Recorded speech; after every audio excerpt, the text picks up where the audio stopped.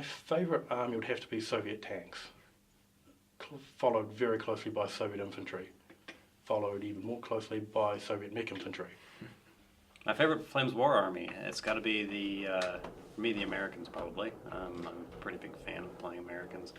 I got started with that. My first was the British 8th Army, and you get really involved in doing a lot of mid-war stuff and things like that. And the Americans didn't quite appeal at the point. But when we moved to late war, then for me, that's when the American Army kind of came into its own, and I started playing them quite a bit. If I have to pick a favourite, I like the desert, and I have Italians for the desert, I have Africa Cool. But there's something about rolling sand dunes, the idea of the British Germans all popping away at each other in the distance. It almost seems more gentlemanly, if there's a way to put that. Probably my pet project is the Hungarians.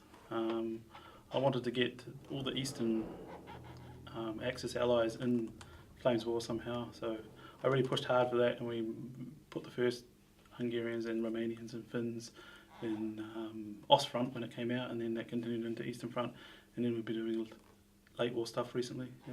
Yeah, 7th Armoured Division.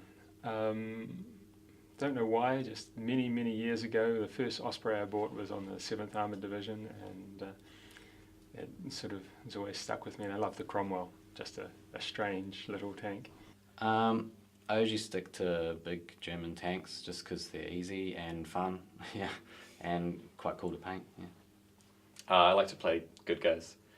Probably my favourite list that I have at the moment is the Task Force A, which I'm still kind of working on actually getting the whole thing painted up, but yeah, it's real fun to throw down. Do you get the chance to play often nowadays recreationally, any kind of wargaming?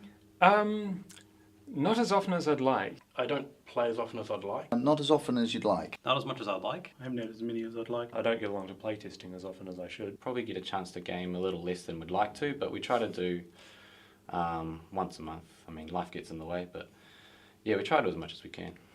I'm fortunate enough to be able to be involved in the playtest process, which gives me at least one game a week, which is good. But try to make sure all the tournaments and make good all the tournaments and things like that to make sure that I keep involved.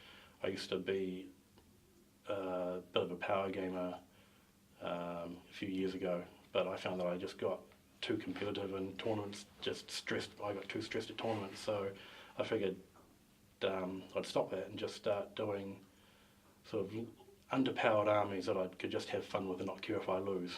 I normally play in a couple of tournaments a year here. When we got playtesting every Monday here as well, and I try and have the odd casual game with people. We have the odd sort of staff kind of tournament here and there.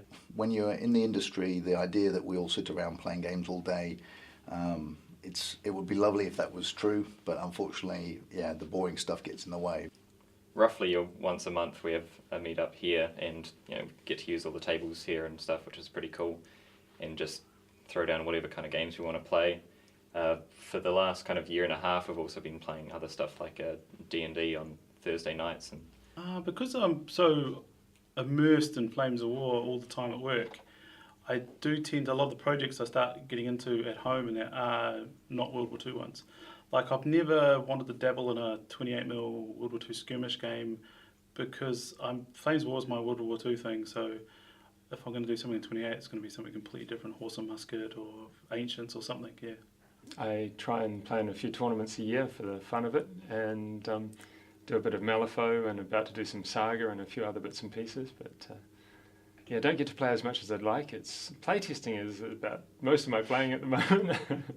I think, yeah, being in the studio with lots of like-minded gamers, if someone finds out about a new game, they'll normally mention it, and so we'll all learn about it and we'll all get excited and want to try it.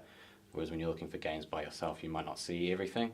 So yeah, just more eyes out there looking for new stuff. You get to hear about a lot more new things. Yeah, and you have a group of people who's already there that if you want to try out a game, they're willing to jump in and be the opponent and that kind of thing. So you've always got someone to play against. And yeah, normally pretty easy to get someone excited about painting an army as well. So you both work on an army together and jump right in.